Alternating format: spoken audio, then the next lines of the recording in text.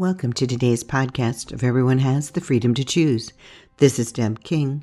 Join us for today's Cornerstone Conversation, searching for gold, pearls, and treasure. The key to mining for precious minerals and minerals is where to find them. Keeping an open eye for the unremarkable allows us to see the hidden treasures. Gold, for example, is displayed as black or dark gray veins in a mine. You need to look for it. Pyrite, on the other hand, known as fool's gold, is shiny and easy to find, and unless you know the quality of the mineral, you would be mistaken to think it's the real mineral gold, prospector's gold.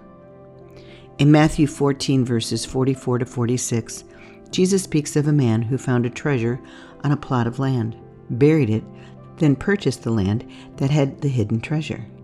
I think he was speaking about God, all aspects of God, and life here in our eternal home. But as in the parable, there is a price. The man in the parable knew that for the treasure to be his, he had to buy the land where he found the treasure. He got both the land and the treasure. God and his kingdom are more valuable and precious than anything this earth has to offer, but we must be willing to give all we have for all he provides. In the parables, there was the man who was not looking for treasure but came upon a field and knew of its potential value. There was the merchant who was searching for a pearl of immeasurable value. When he found it, he sold everything he owned to purchase it. God gives us both the Old and New Testaments to mine for treasures found deep within. But we must read and search the Scriptures to know God and see the plans and purposes he has laid out for us. The treasures are priceless. You can't buy them. You can't barter for them. Finding all the treasures will have a price.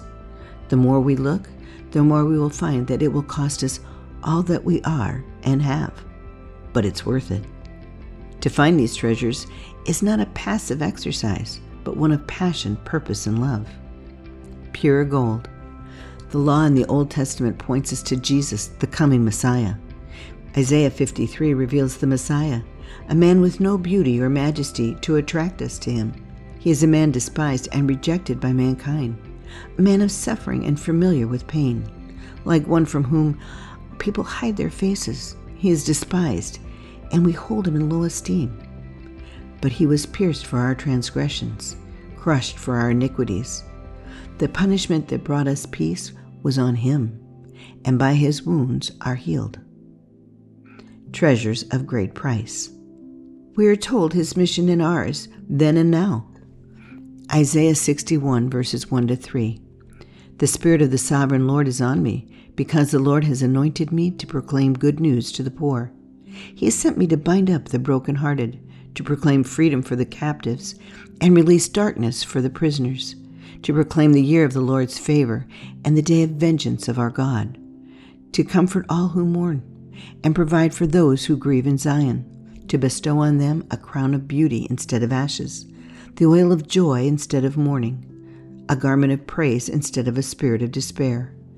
They will be called oaks of righteousness, a planting of the Lord for the display of his splendor. Precious gems. Jesus pointing us to the kingdom of heaven, the new treasures.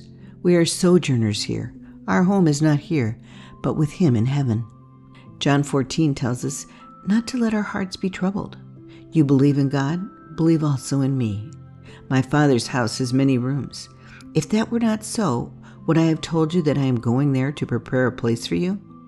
And if I go and prepare a place for you, I will come back and take you with me, so that you may also be where I am. You know the way to the place where I am going. Jewels of great price. This is where we will find Jesus and who he values. Matthew 5, verses 2 to 10 shows us his love for us. Blessed are the poor in spirit, for theirs is the kingdom of heaven. Blessed are those who mourn, for they will be comforted. Blessed are the meek, for they will inherit the earth. Blessed are those who hunger and thirst for righteousness, for they will be filled. Blessed are the merciful, for they will be shown mercy. Blessed are the pure in heart, for they will see God. Blessed are the peacemakers, for they will be called children of God.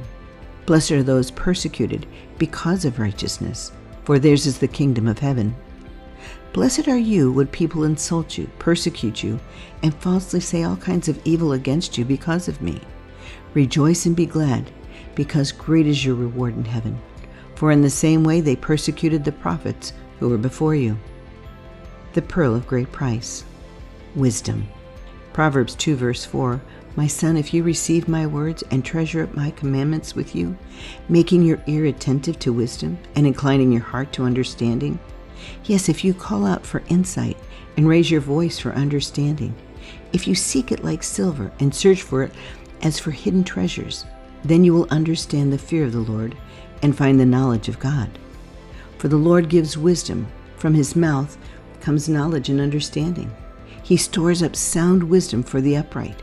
He is a shield to those who walk in integrity, guarding the paths of justice and watching over the way of his saints. These are just a few highlights. The beginning of searching for hidden treasures. God speaks to us in parables and allegories, often using metaphors, not because we are simple-minded, but because he wants us to dig into his word and search for him, who he is, how he loves, and how to live. He wants us to live a life filled with purpose, passion, and adventure, a life expressed with his character and steadfast love, mercy, grace, and hope. Enjoy the journey. Look for the treasure that lies within, and what appears to be the unremarkable.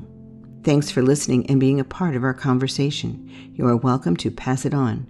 You can find us at www.debaking.com.